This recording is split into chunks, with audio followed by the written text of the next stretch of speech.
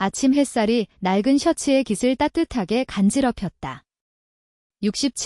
67년의 세월이 깃든 셔츠처럼 내 삶도 낡고 희미해져 가는 것 같았다. 아버지가 돌아가신 지 한 달 텅 빈 거실은 여전히 아버지의 냄새를 품고 있었다. 낡은 텔레비전에서 흘러나오는 아침 뉴스 소리는 현실을 일깨웠다. 유산 분쟁. 끊임없이 터져나오는 사건들. 마치 내 삶을 예견하는 듯했다. 나는 장남으로서 아버지의 사업을 물려받아 운영해왔다. 작은 건설 회사였지만 아버지의 땀과 노력이 담긴 터전이었다. 동생들은 각자의 길을 갔다. 둘째는 외국계 회사에서 평범한 삶을 살고 막내는 사업을 시작했다가 실패하고 빚더미에 앉았다. 아버지께서는 늘 장남의 책임은 무겁다고 말씀하셨다. 그 말씀은 짊어진 짐처럼 내 어깨를 짓눌렀다.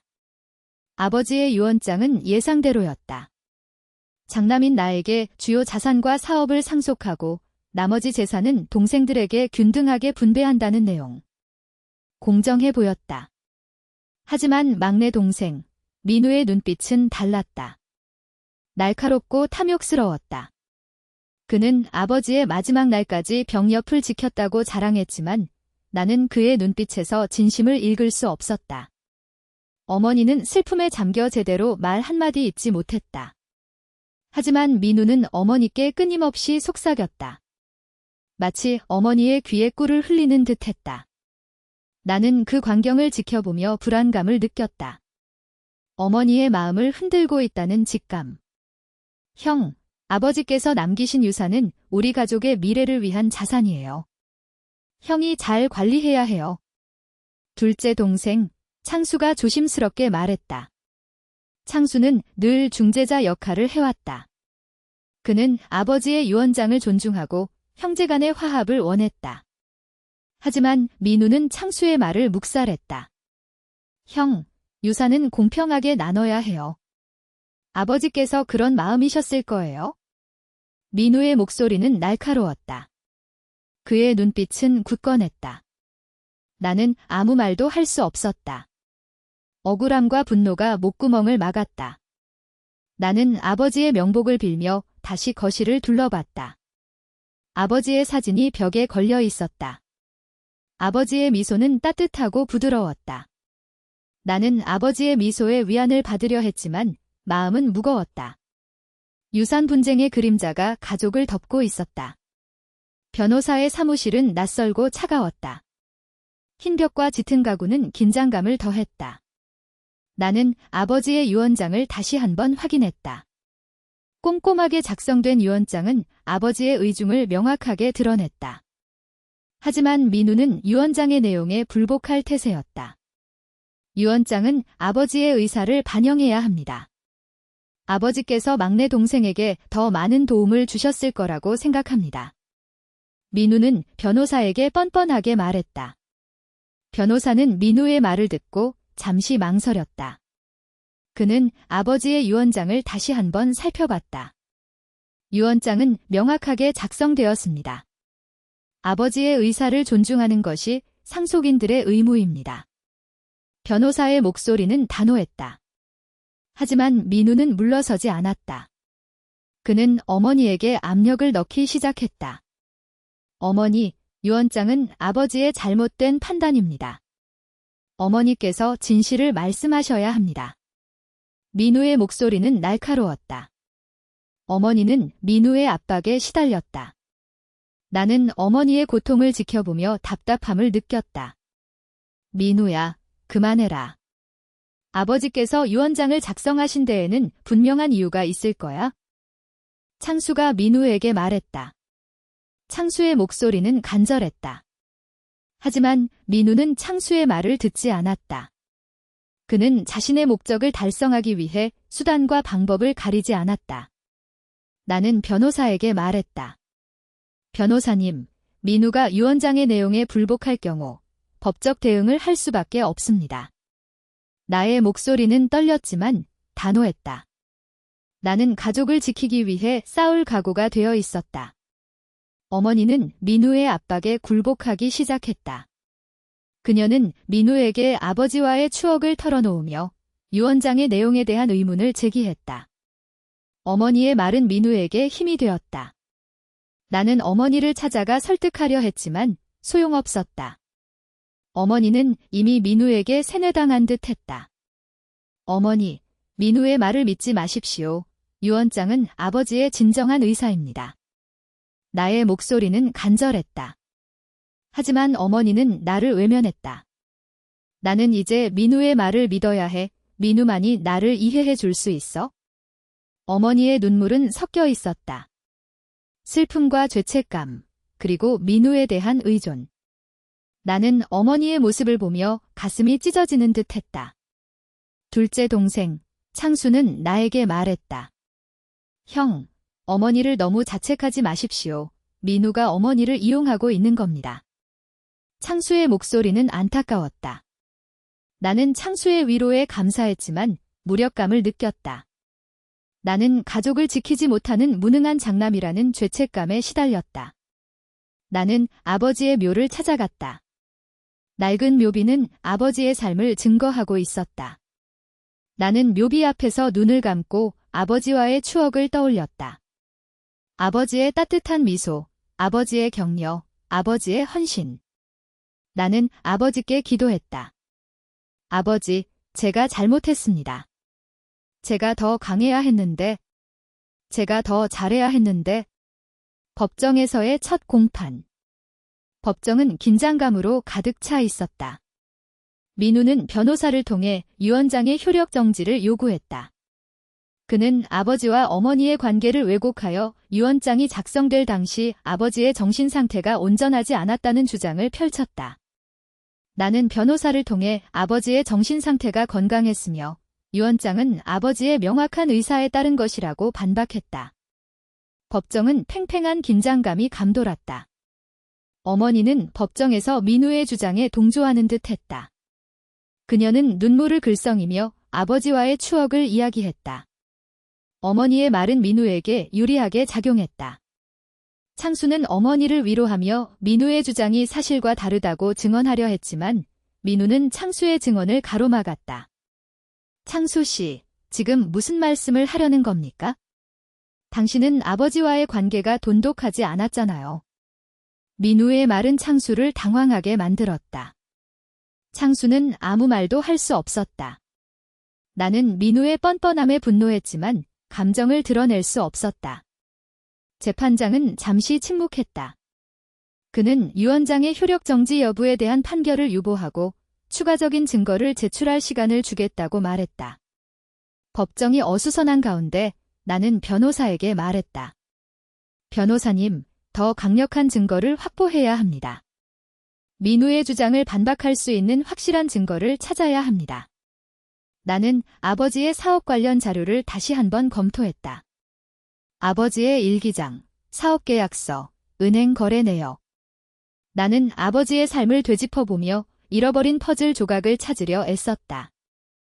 그러던 중 나는 아버지의 일기장에서 중요한 단서를 발견했다. 아버지께서는 막내 동생 민우에게 돈을 빌려준 적이 있었다. 민우는 사업 자금을 조달하기 위해 아버지에게 돈을 빌렸지만 갚지 못했다. 나는 아버지의 일기장 내용을 변호사에게 전달했다.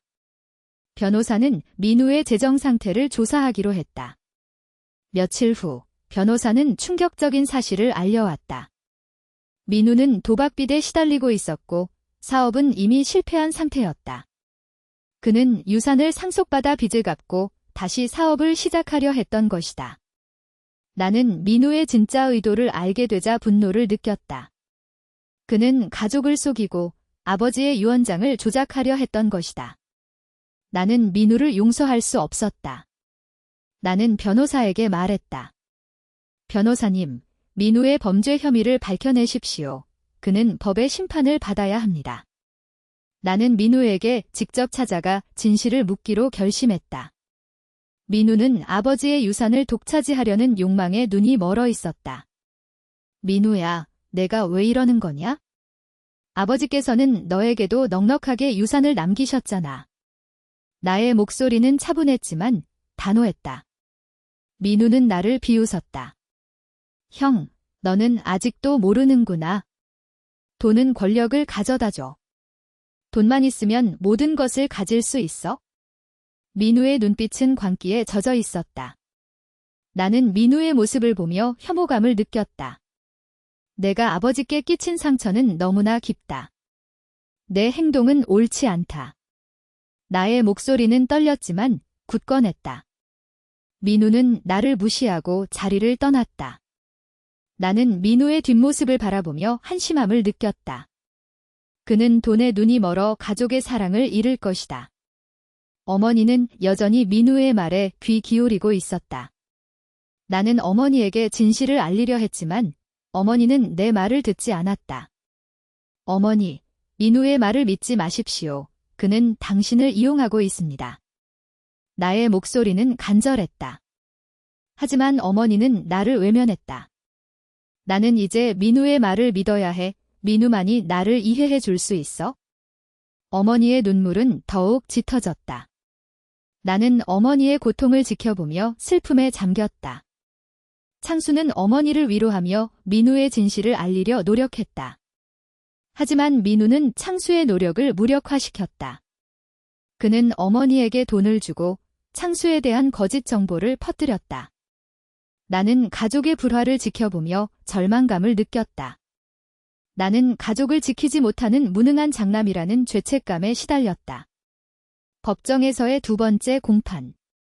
민우는 아버지와의 관계를 왜곡하여 유언장의 효력을 정당화하려 했다. 그는 아버지께서 자신에게 특별한 마음을 가지고 계셨다고 주장했다. 나는 변호사를 통해 민우의 주장이 거짓임을 증명했다. 나는 아버지의 일기장 내용을 제시하고 민우가 아버지에게 돈을 빌린 사실을 밝혔다.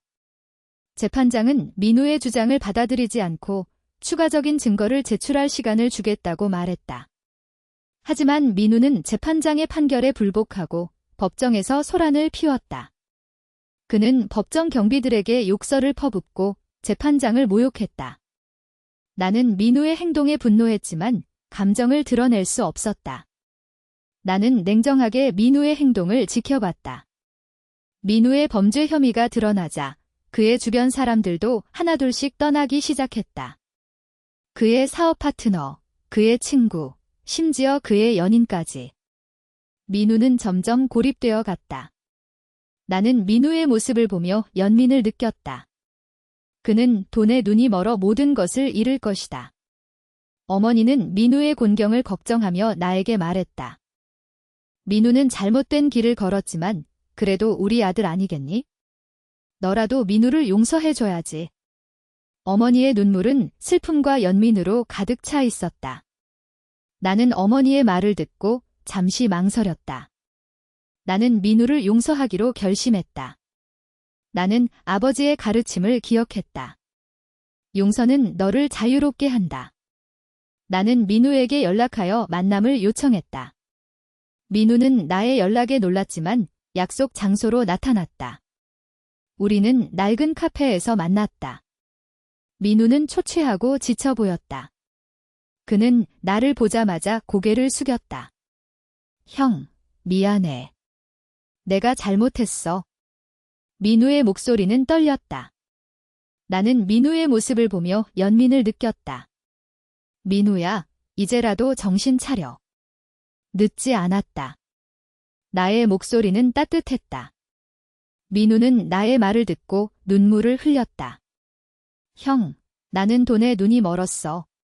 가족의 사랑을 잊고 살았어. 민우는 자신의 잘못을 뉘우치고 있었다. 나는 민우를 안아주며 위로했다. 이제부터라도 새로운 삶을 시작해라. 가족의 사랑을 받아들여라. 민우는 나의 위로에 감동했다. 그는 나에게 감사 인사를 전하고 새로운 삶을 살겠다고 다짐했다. 나는 민우를 바라보며 희망을 느꼈다.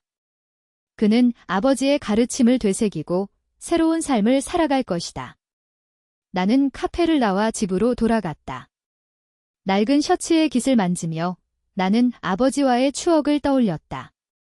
아버지의 미소는 따뜻하고 부드러웠다.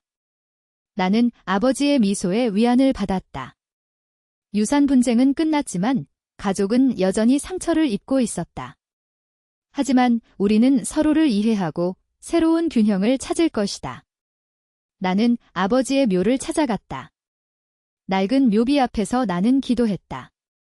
아버지, 감사합니다. 아버지의 가르침을 잊지 않고 살겠습니다.